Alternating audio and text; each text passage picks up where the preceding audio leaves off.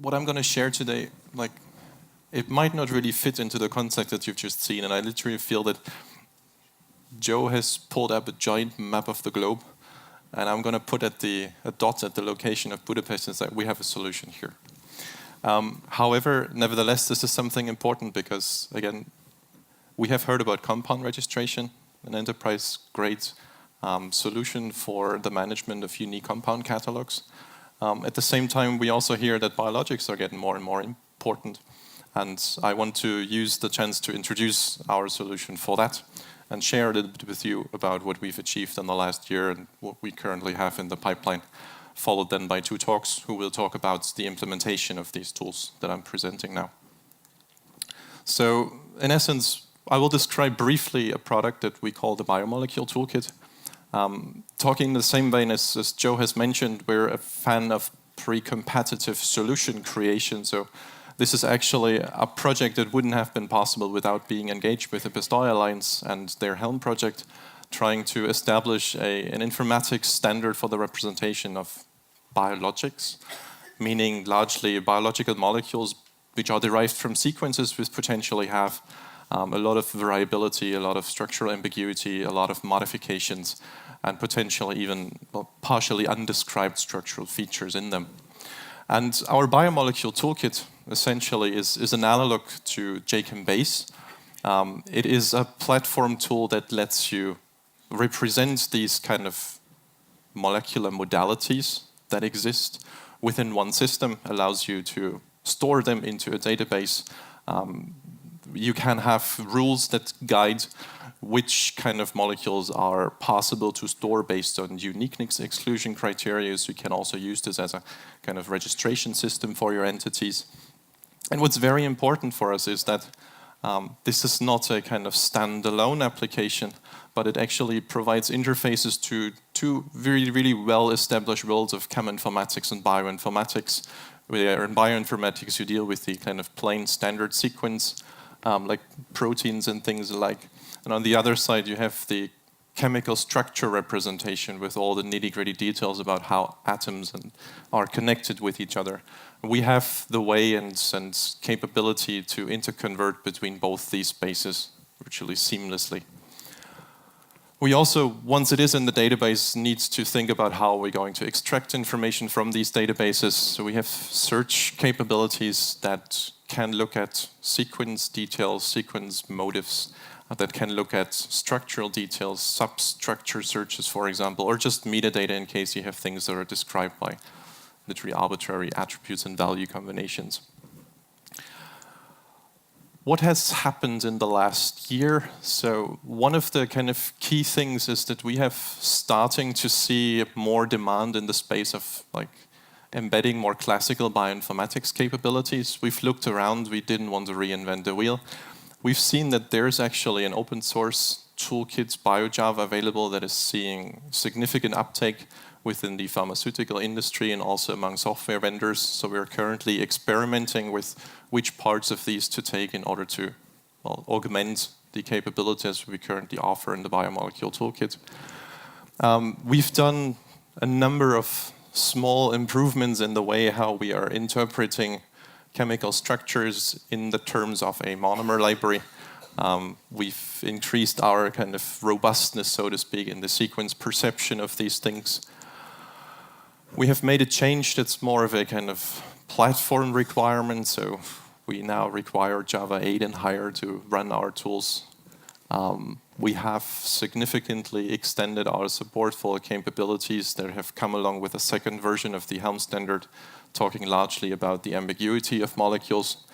And last but not least, we've also kind of invested into being able to register entities that particularly have not any structure at all. That opens the whole realm of looking into cell lines, viruses, plasmids, whatever you have, things that are not typical molecules anymore. And with this, I think we have the basic foundation together in order to talk about biologics registration now. What's in the pipeline? So, as I've mentioned, we are working our way towards a biologics registration system. We are currently working on lot level management, looking at these are my physical samples that I have on a given concept, I call it. There needs to be some improvement in annotation handling that needs to be stored in the database, exported into some more standard file formats that are floating around in the industry. We're looking at kind of closing the gap in order to track genealogy of the things that I'm creating. You all know these kind of typical molecular biology workflows. You have a standard vector, you have an insert to it, you create some kind of a plasmid out of this that gets into a cell line for expression. Out of this comes your protein, and that's your desirable end product. Now, some people might ask, like, why didn't that work, or why didn't that particular batch of my protein didn't show activity at all? Often people need to go back and check, okay, what happened with these experiments and what kind of assets did I use in order to create that? And last but not least, one of the kind of most important things is now to adding on to an application that we can provide for registration, not just a plain toolkit. We need to talk about application security as well. This hopefully then providing the basic framework that we can lift up these capabilities that we have worked on biologics handling into a true biologics registration system, and even further down the road actually then think about what Joe also has mentioned. We have these capabilities on the small molecule world. We have these capabilities on the large molecule world. We have the knowledge on how to, well, bridge the gap between these representations and start to create a solution that's a lot more seamless than anything that exists currently on the market. This is just as an introduction. We will now have one of the speakers on stage that has been implementing the Biomolecule Toolkit for a very specific use case. Let me welcome Conor Scully. He's working with Heptares, a UK-based biotech company. He's working in the computational chemistry and informatics department. And Heptares is specifically working on G-protein coupled receptors, 3D structure elucidation, trying to find novel medicines which are targeting this class of molecules. Yep. So, stage is yours.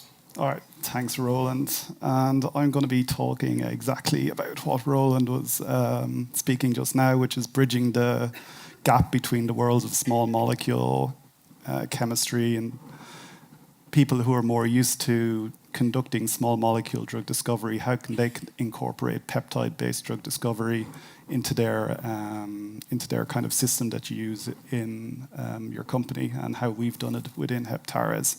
I guess just to give a bit of context, despite the structural complexity of peptides, at Heptares, we still register everything as small blocks, and this kind of harks back to what Joe just talked about. You know, we're using these ancient technologies to try and control very complex molecules. And really, you know, the mol block that we generate, we use the ChemAxon Biomolecule Toolkit to get a sequence of monomers, and we put these together into a peptide. And the API, the RESTful API within the Biomolecular Toolkit, converts this to a HELM and therefore into a mol block, and it's registered. Now, back in the day, when I arrived at Heptares, people were still using, you know, ChemSketch and ChemDraw to like draw out their peptides, which was a bit kind of like, you know, time-consuming, trying to draw out these massive molecules. There was like so many errors getting into the database at registration time. And really, the Biomolecular Toolkit has solved a lot of those errors for us, and we've actually managed to go back through our database, drag up lots of errors that had existed and fix them. So that has really helped us out a lot quite there. In other kind of areas where we found use to it besides registration is using the HELM format to perform sequence analysis of the peptides, so like what monomers are present, how they're put together, and therefore onto stuff like library enumeration. If we want to make virtual libraries of peptides, what do they look like as well? And so the API that comes with the Biomolecular Toolkit, it's a RESTful API, and it's got two parts. There's a monomer controller, which controls all the different amino acids and chemical modifying groups that you might attach onto peptides to control different properties like stabilization, conformational stability, and receptor binding and whatnot. And we access the RESTful API within Python scripts to register, modify, or delete monomers within the database. We use the BioEdi front end, which is a JavaScript web-based front end, to kind of like draw monomers and register them in that way. And that's kind of like when you're just doing like single, if you want some new monomer you want to put in, that's the way to do it. But at the moment, our monomer database is about 400 different amino acids that we've scraped from commercial vendors, maybe 200 different chemical groups. And we've just found these within like peptides that we need to make that spring up again and again, and they just get added to the monomer database as they're discovered.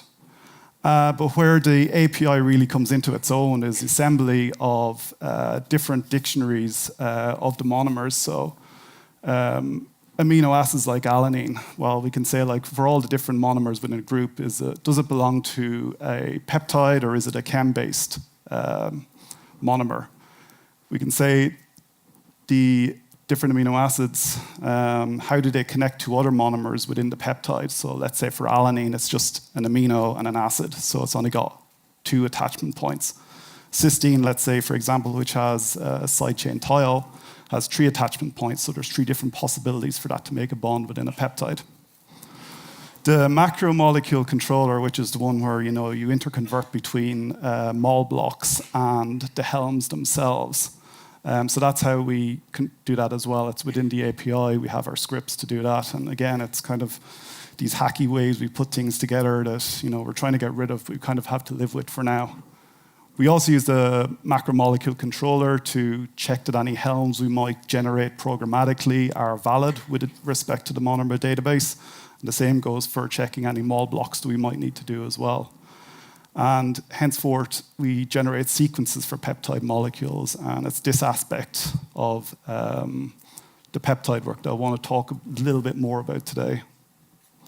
So this is like a very kind of narrow use case. It's like we're only thinking about how medicinal chemists look at peptides and how can we integrate peptides into what they're used to looking at. And of course, medicinal peptides, medicinal chemists are normally used to looking at kind of chemically aware spreadsheets, your Spotfires, your Plexus, your Vortex, and what have you.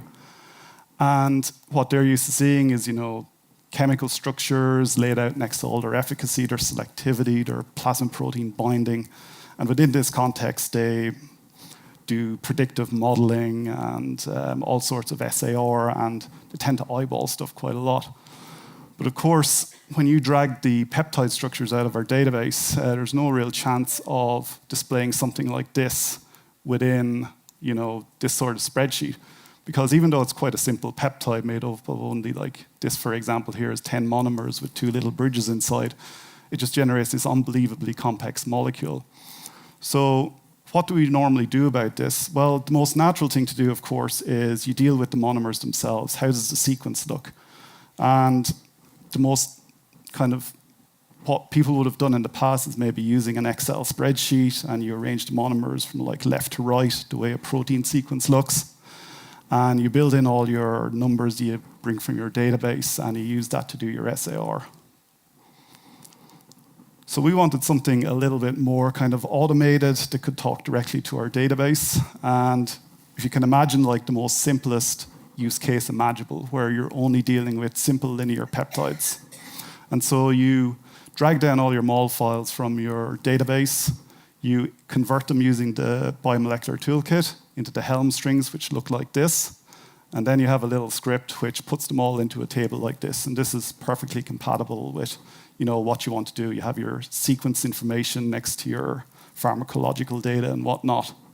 If you add a little bit of complexity to it, so a very common thing to do is maybe have a disulfide bridge within a peptide.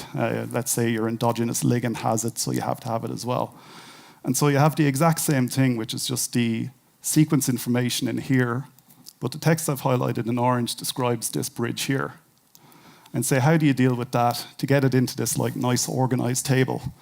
And you ask basically any chemist in the world what they do, and they say, oh, you just put an asterisk beside it, and that tells everybody in the world that there's a bridge between this cysteine and this cysteine here.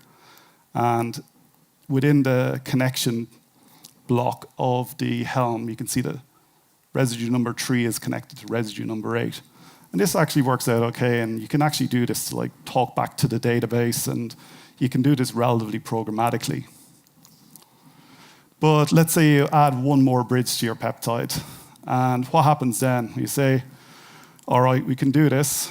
We can maybe put 2 sets of asterisks within. And or maybe put a hash mark instead of an asterisk or whatever, something that chemists will understand. But you've now introduced a level of ambiguity that breaks down the automation between the database and the sequence that you're generating here. So it's no longer possible to go back to the original molecule that's in the database. So we need some way of dealing with this ambiguity. And the ChemAxon Biomolecule Toolkit, we've only had a very, very limited amount of time. So we had to come up with a way that in a very short amount of time that we could tabulate data in an organized way. So instead of our asterisks, we decided to introduce this notation here, which basically takes the colored bridge connection parts of the HELM.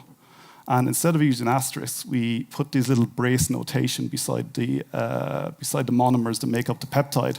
So the bridge described here in red, I've just marked it as like this residue here is connected to this residue here. And the orange one I've just colored number 2, and that's connected to number 2 there. So even the coloring aside, I was actually surprised how readable people kind of found this. And the number 3, basically that's to do with the monomer database. Within the monomer database, each monomer has these R groups that I talked about earlier. And cysteine, for example, has this R3 group on the side chain. And the second number within the brace just basically describes this, and it tells us that it's the side chain of the cysteine making the connections within the molecule like this. So that's all fairly simple to kind of program up as well.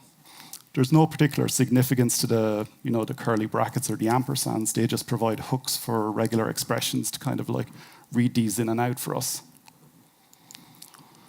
So that deals with kind of like linear peptides and simple bridges. Of course, the peptides we deal with on a day-to-day basis, they have to fulfill certain, structural hypotheses. We're a structure-based drug design company, and so we're generally putting on different chemical modifying groups onto them. So again, in like this example here, we're mixing peptides and chemical blocks together. So you have a simple peptide with, let's say, an acetyl group on the N-terminus, and it's amidated on the C-terminus as well. So how can we get from this to an organized table structure like this? So ideally, the chemical or peptide chunks might be displayed in a left to right fashion, and you might be able to read this out directly in, and you end up with a left to right sequence here.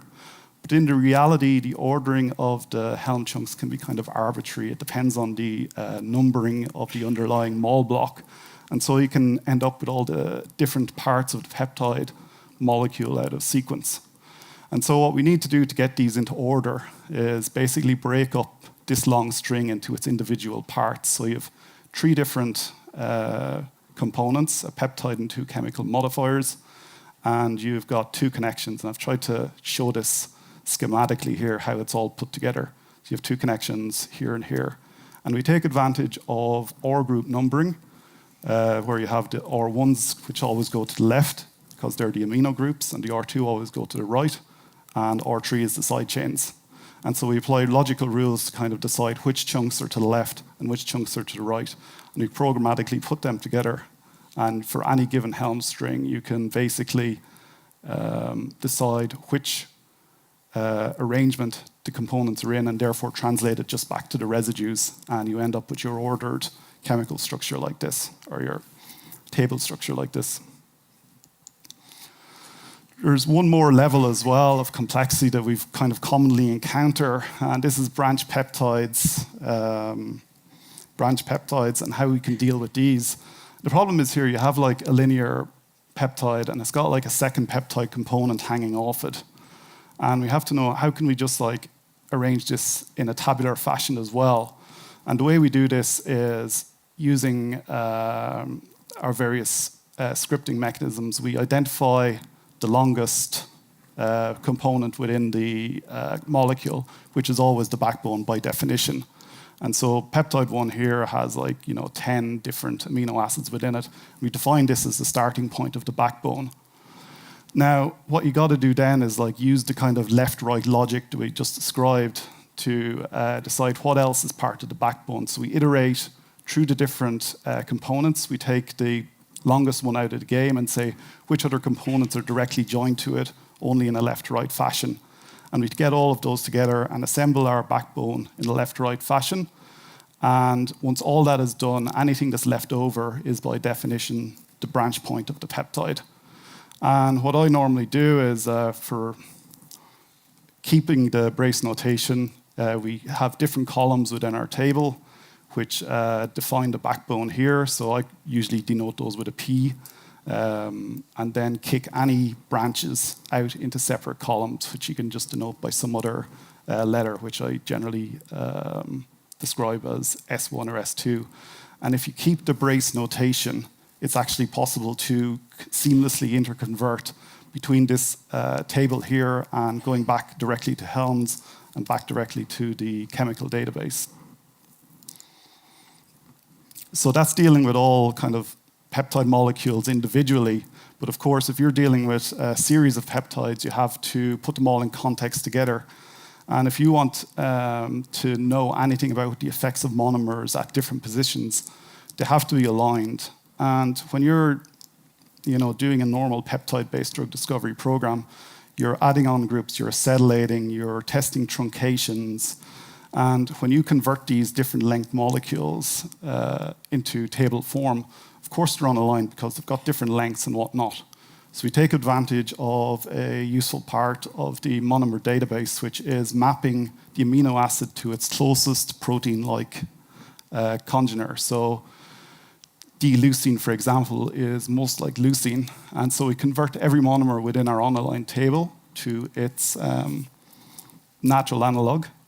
And then just using very old algorithms within bioinformatics, blowsum 62 or whatnot, we get a template, which is usually the endogenous ligand, the endogenous peptide, and we have that indexed to certain positions, do the alignment, and you end up with a very nice kind of like aligned sequence of all your different length peptides, which you can then use to do your predictive modeling with respect to what monomers are at certain positions and whatnot.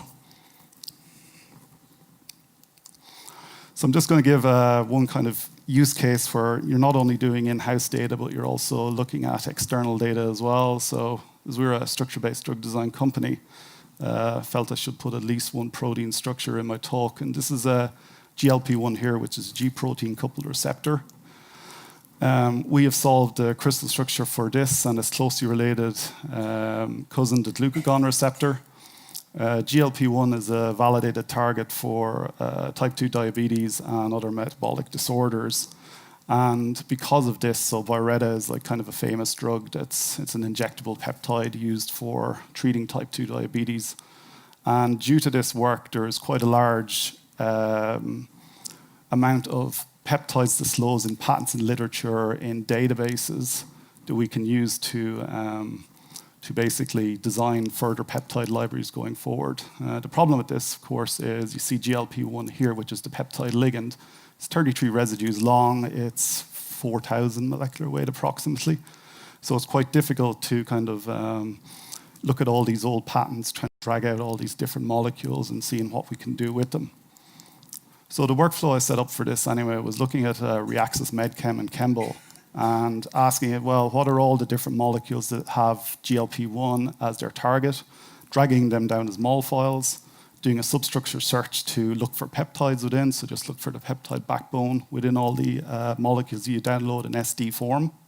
And it turns out within these two databases, there's over 2,500 molecules for peptides for GLP-1 and almost 700 for glucagon. And using the peptide, the biomolecular toolkit, we convert these to HELMs and carry them through the alignment workflow that I've just described. And so this is what the kind of finished product, once you've done everything, you've built up your monomer database to kind of look after all these different amino acids. And the organized table, you have them here like this, and you have all the attendant data, like the pharmacological data that comes out of Reaxys and Chembol as well, and that's all attached in separate columns. And now you can carry out statistical analyses and other learning methods to gain information about this.